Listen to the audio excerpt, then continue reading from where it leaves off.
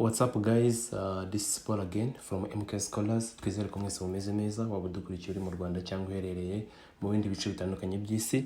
Ariko mbere na mbere mbanje kwifuriza mwese umwaka mushya muhire uzababere uw'umugisha. So twagarutse rero ariko ndabizi hari yaciyemo agahe tutabaha videos cyangwa tutabaha application process guiding videos ariko mu byo tumaze iminsi dukoraho n'ubundi ni ibijyanye n'ifiridi, ni ibijyanye no guha amakuru abanyeshuri ndetse no kubafasha mu bijyanye na scholarship applications haba hano mu Rwanda ndetse no hanze. Hari ibyo tumaze iminsi dukora ndetse bitarambiranye muri kuno kwezi kurangira muzagenda mubibona. Ariko cyane mbabwira ko twagarutse kubaha amakuru umunsi ku munsi haba kuri website yacu unyuze kuri MK Scholars, wandika MK Scholars muri Google waba ukoresheje telefone cyangwa indi device, ukandika MK Scholars muri Google cyangwa indi browser waba uri gukoresha ugahita ubona information zijyanye na scholarship opportunities. So cyane ko rero muri kuno kwa mbere ari nabwo ama scholarship opportunities cyane yo hanze afungura, ariko no mu Rwanda bamwe bategereje UR, bamwe bategereje Rwanda Polytechnic, ubwo ndi kuvuga my PLCs, bamwe bategereje muri Italy, bamwe bategereje muri Turkey. Nubireba hano kuri website urasanga abagiye batanga ubuhamya twagiye dubafasha muri applications zigiye zitandukanye. Nicyo gihe ngo zongere zifungure, zatangiye gufungura haba no muri Finland ndetse n'ahandi. So iyo tuje kuvugaho no munsi rero ni kuri university bita AHSU. Tugiye kubirambura mubibona hano. Ibyo ngiye ko tugiye kubereka uburyo wakora application ifunguye mu kanya rwose. Uburyo wakora application murabona hano turi kuri website ya MK Scholars nkuko nababwiye. Ushaka gusearchinga MK Scholars muri Google cyangwa indi device ukoresha ugahita ubona ugera hanga. So rero iyi website niyo dushyira amakuru ajyanye na scholarship opportunities. Urazuka kandanga kuri all applications hanyuma ukabona ama opportunities agiye atandukanye. Ariko tuje kuvugaho ni iya mbere, of course iya mbere. Urakanda kuri read more. Ndabona itari kugaragara, iracyari kwiloadinga. Urazuka kanda kuri read more, hanyuma ukanze kuri read more baguha information zose. Urabona ko ni call for applications Bachelor of Science in Midwife at Africa Health Sciences University. Niyo university nababwiraga, ini university bita Africa Health Sciences University. Ikigenzi ugomba kumenya ntaravuga ibintu byinshi nuko iri affiliated cyangwa iri connected cyangwa iterwa inkunga na Kigali n'ibitaro bya Faisal hano mu Rwanda. So rero twagiye introduction. Murabibona ko, are you passionate about improving the health of mothers and newborns? Africa Health Sciences University is excited to invite applications for the Bachelor of Science with honors in midwifery program for the 2025-2026. Nuvuga no program ubundi nuvuga ngo batangiye kugira zino scholarship ubundi umwaka ushize. Iyi ngiyi ni cohort ya kabiri, nuvuga ngo ni program ya kabiri zabigiye kwiga. Program y'umwaka washize nibwo bari batangiye, ni nabo ba alumni. Nuvuga ngo umwaka ushize bafasha abanyeshuri 40 ariko bari mu buryo none bwo kugira ngo babongere ndetse bongere n'ibyo babaha. So iyi rero ni cohort ya kabiri cyangwa ni program ya kabiri, ikaba izatangira ku itariki ya mbere z'ukwa 9 uyu mwaka wa 2025. So tugiye kurebera hamwe rero uko bimeze. Iyi university rero is a leading health sciences institution in Rwanda dedicated to training skilled healthcare professionals. Nuvuga ngo abagiye kujya kwiga hanga ntasomye byinshi muzaza mu bisome no kwiga ibijyanye na midwife cyangwa ububyaza. Ni imyaka 4 babyiga ariko uraza kubona opportunities batanga. Umunyeshuri wese wifuza kwiga ibijyanye na health sciences cyane ububyaza cyangwa midwife namugira inama yo kwiga kuri no university rather than any other university here in Rwanda. So sorry twakomeje. Muribona ko hano ushobora no kuzuka applying izindi opportunities haba muri USA zigiye ziriho kuri no website. Niyo wifuza iyi ngiyi ugasoma ukabona urayikunze urakandaho. So twagiye rero kuri scholarship benefits. Of course impamvu nindi kuyiba recommend cyangwa abwira ko ariyo nziza. Icyambere covering tuition ndetse na housing fees. Mbibutsa ko ntabwo iyi ngiyi ari study loan, ntabwo ibi ngiyi bagutakazaho cyangwa baguha uba uzigera ubyishyura. Ni scholarship, sibyo? So tuition and housing fees ibyo byose barabibishyurira. Trust me, ninkubwira ko ino university nziza cyangwa ino program ari nziza ubyumve, kuko mu mwaka ushize twagiye twifasha abanyeshuri kuhiga. Ari nayo mpamvu tumenye amakuru mu bambere y'igifungura, kuko mu bo twafashije ndetse n'abandi bagenda bahita bitubwira kugira dufashe namwe mwifuza kujya guhiga umwaka utaha. ubwo housing fees muba mu nzu nziza.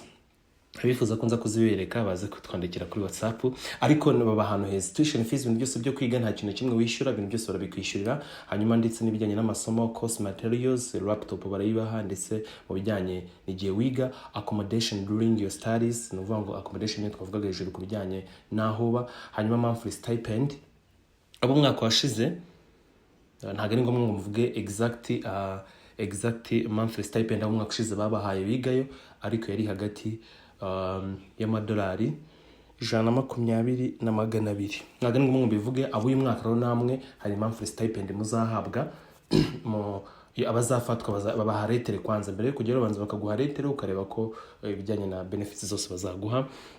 So ibi n'ibindi muzagenda mubona muzazamubisome mwitonze. Sorry gato. Hanyuma kuri eligibility criteria of course ni icyo ugomba kuba uje kugira ngo bagufate. Ndaza kwihuta kubera ko ibi mushobora kuzana kuri website mukabyisomera. Candidates must have completed ugomba kuba arangije high school of course mu myaka 2 iheruka, uyu mwaka cyangwa ushize mu myaka 2 iheruka. Hanyuma of course ugomba kuba ufite 2 principal passes with grade A or B. Mu kuvuga ngo ikijyanye n'ikintu bamwe warize MCB urugero ni warize PCB, ugomba kuba nibura ufite A cyangwa B muri chimie cyangwa biology. Murabona ko one of these passes must be in biology while the second should be in chemistry, mathematics, physics. Nuvuga ngo izo principal passes turi kuvuga nuvuga ngo niba arize PCB ushaka kurera hagati ya physics, chimie cyangwa biology, ukareba koko niba wemerewe niba ufite A cyangwa B. Hanyuma donc aba ni abantu bize muri system ya international batakoze ikizamini cyane. Sabwo ndavuga bamwe barize muri Cambridge system ndetse n'abandi mugomba kwaka of course equivalence certificate ivuye muri NESA. Hanyuma kuyakabanyura ku irembo urandika irembo muri Google cyangwa utwandikire tugufashe kuyikwakira. So kuri available programs of course nayibabwiye hejuru ko the applications are now open for the second cohort of our Bachelor of Science with honors in midwifery program. Izatangira ku itariki ya 1 z'ukwa 9 2025. Hari process nyinshi uko ugenda ufatwa ugenda ukora izindi process, ariko niyo mpamvu mpano mbibabwira ngo MK Scholars is here for you. MK Scholars got you. Secretary yose ugeze yari twagufashije muri application tugenda tuzigufashamo kuzuzuza zose. So kuri required documents of course ibyo ugomba kuba ufite kugira ngo cyangwa ibyo cyambere ni cover letter of course igomba kuberekana impamvu ushaka kujya kwiga your interest mu kujoininga midwife program. Niye impamvu ushaka kuba joininga, ese niki kikumotiva. Nkunda kubwira abanyeshuri ngo mwirinde gukoresha Google, mwirinde gukoresha amayeri ndetse n'ibindi. Zino rates zigira uruhare cyane, ni ikintu kiba kiri personnel. Ese impamvu ushaka kwiga midwife tuvuga umwana witwa X n'undi witwa Y, impamvu umunyeshuri witwa X yifuza kwiga midwife bitandukanye n'uwa Y, biraza kugendera kuri ya motivation. Ese ni impamvu hari waza akavuga ngo ibyo tugenda tubibagiraho inama, ariko waza akavuga ngo ngiye wenda ndi umwana, hari umutwe duturanye, umubyeyi wenda yabuze abamubyaza neza, umwana we ntiyabasha kuvuka neza nkuko akaba ari motive y'umunyeshuri runaka, undi nawe akaza akavuga ibyo. Ikintu kigomba kuba kiri personnel. Mujye mwirinde rero gutanga kwandika ibintu biri general just like that cyangwa bifite plagiarism.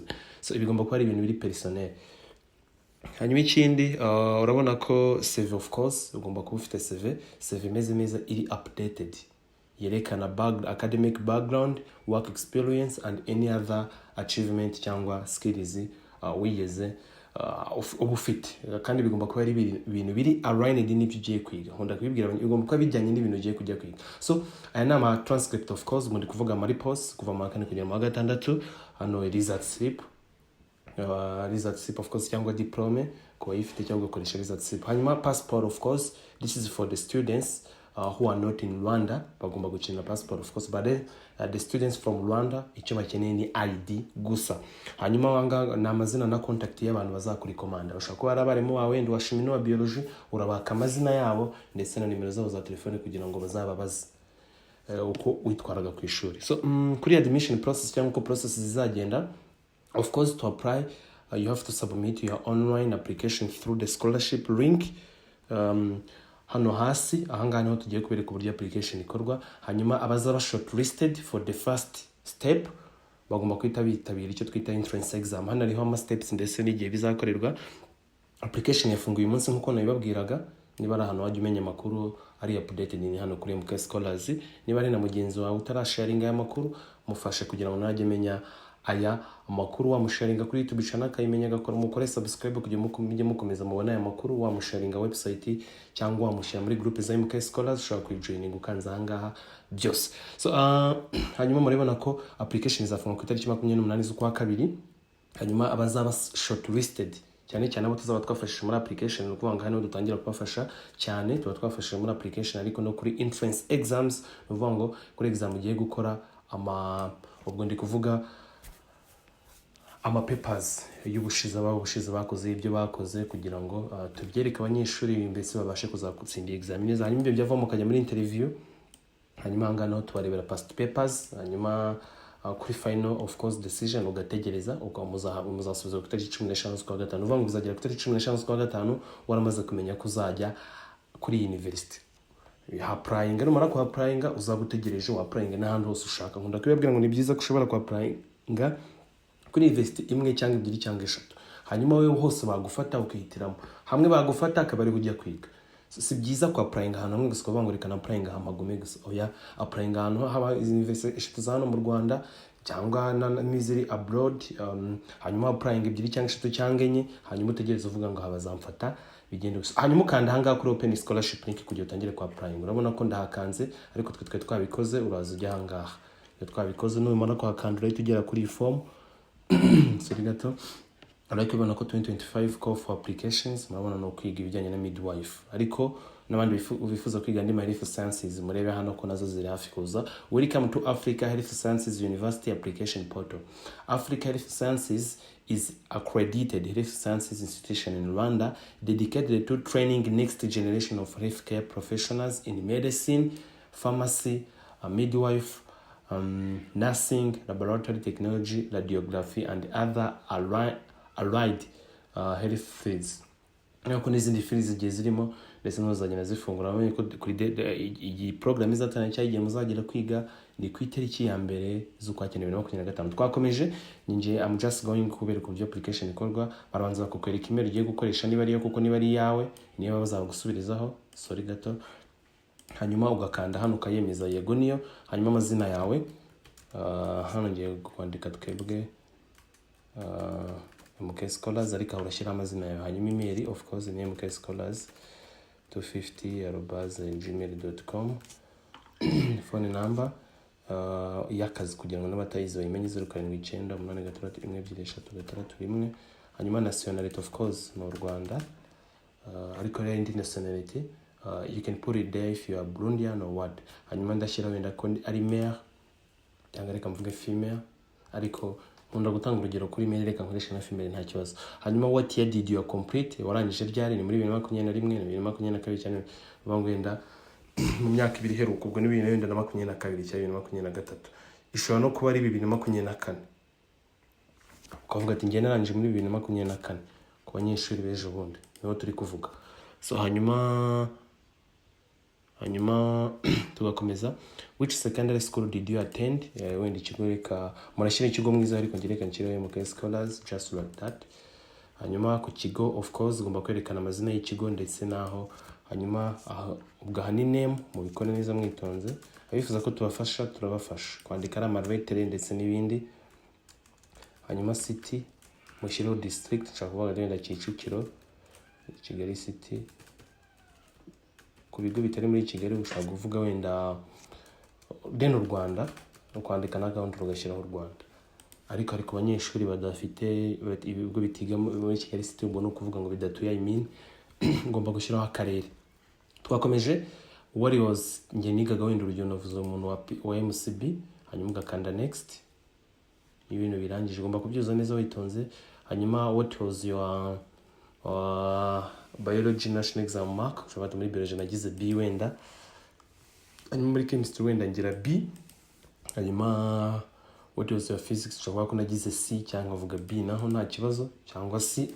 Hanyuma what was your mathematics and national exam, ubwo ngiye mwibuke ko navuze ko nize MCB bivuze ngo nkeneye biology, chemistry ndetse na mathematics, bivuze ngo physics ntayo nize, ubwo ni not applicable kuko ntayo nize, ahubwo nize MCB, ubwo math wenda ngira naho wenda B. hanyuma what was your geography national hanga nawe not applicable kuko sinije geography kereka ku bantu bize BCG. Hanyuma what was your aggregate score from the national exam if you are from different hanga hano kuvuga ngo of course ushobora kuba naragize nka 80%.